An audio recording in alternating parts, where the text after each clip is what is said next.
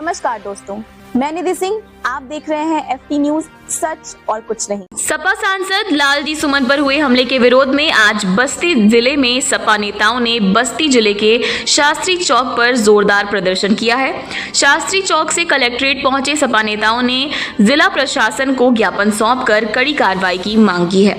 सपा जिला अध्यक्ष बस्ती सदर विधायक महेंद्र नाथ यादव ने कहा कि जिस तरीके से पूरे देश के अंदर संविधान को खत्म करने का प्रयास किया जा रहा है, संविधान को कुचलने का प्रयास किया जा रहा है, ये देश संविधान से चलता है। सबको अपनी बात रखने का अधिकार है। जिस तरीके से सरकार के संरक्षण में आए दिन तमाम प्रकार की सेनाएं, जिस करनी सेना, अन्य सेना हो गई और सब हो गए, हमारे सांसद लालजी सुमन के काफिले पर जिस तरीके से जानलेवा हमला हुआ, ये लोग संविधान को मानने वाले लोग नहीं हैं। हमारा देश संविधान से चलता है और मैं तो और कहूंगा कि ये लोग भटके हुए लोग हैं। आप देखेंगे इन लोगों, इस सेनाओं में जितने लोग हैं वह कहीं ना कहीं बेरोजगार हैं और कहीं ना कहीं पिछड़े व दबे हैं। इनके पास रोजगार नहीं है, आय का साधन नहीं है और सरकार ऐसे लोगों को गुमराह करके अपनी मनसा फलीभूत करने के लिए ऐसे लोगों का इस्तेमाल करती है। सरकार ऐसे युवाओं से चाहती है कि वो रोजगार न मांगे, इसके लिए संविधान पर हमला करने के लिए, संविधान न मानने के लिए तैयार करती है। आप बताइए, देश संविधान से चलता है, सबको अपनी बात कहने का अधिकार है। अगर कहीं कोई बात आती है तो उसके लिए एक दायरा बना हुआ है। संविधान के बने कानून के माध्यम से आए, अगर सब लोग कानून अपने हाथ में लेंगे, संविधान में विश्वास नहीं रखेंगे, लोकतंत्र में विश्वास नहीं रखेंगे तो देश का क्या होगा।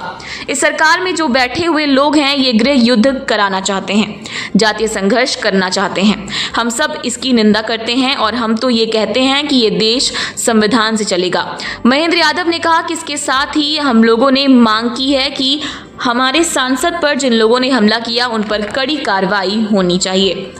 वहीं जातिगत जनगणना के सवाल पर सपा विधायक महेंद्र नाथ यादव ने कहा कि पूरे पीडीए समाज, पूरे देश के जो बुद्धिजीवी लोग हैं, तमाम सामाजिक संस्थानों में काम करने वाले लोग हैं, इन लोगों की बहुत दिनों से मांग थी कि देश में जातिगत जनगणना हो।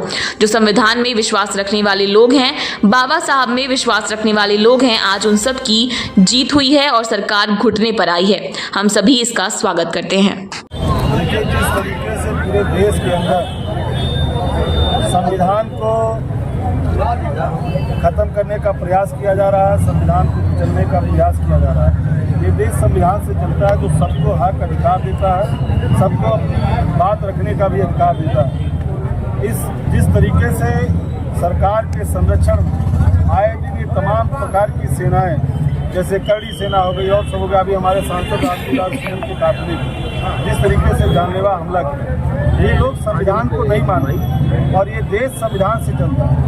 और मैं तो और कहूँगा कि ये सब भटके हुए लोग हैं। आप अगर देखिएगा ये जितनी सेनाएं और जितनी सेना में लोग हैं, ये सब कहीं न कहीं बेरोजगार हैं, कहीं न कहीं ये भी पिछड़े दबे हैं, उनके पास रोजगार नहीं, आय का साधन नहीं है और सरकार ऐसे लोगों को गुमराह करके अपनी मनसा फलीभूत करने के लिए ऐसे लोगों का इस्तेमाल कर रही है। हमारी तो ऐसे सेना के लोगों से भी, हम आप सब लोग हैं, अपने इर्द गिर्द देखें कि जो ऐसी सेनाओं में जो नौजवान हैं वो इतने बेरोजगार हैं, उनके पास कोई रोजगार नहीं है। सरकार उनको चाहती है कि वो नौजवान सरकार से रोजगार न मांगे, इसलिए उनको संविधान न मानने के लिए, संविधान के ऊपर हमला करने के लिए ऐसे लोगों को तैयार करती है। आप बताइए, देश संविधान से चलता है, सबको अपनी बात कहने का अधिकार है। अगर कहीं कोई बात आती है तो उसके लिए एक दायरा बना हुआ संविधान में, एक अधिकार है कि आप कानून के माध्यम से, अगर सब लोग कानून अपने हाथ में ले लेंगे, अभी यहाँ जितने लोग हैं, चाय वाले हैं, पान वाले हैं, ठेला वाले हैं,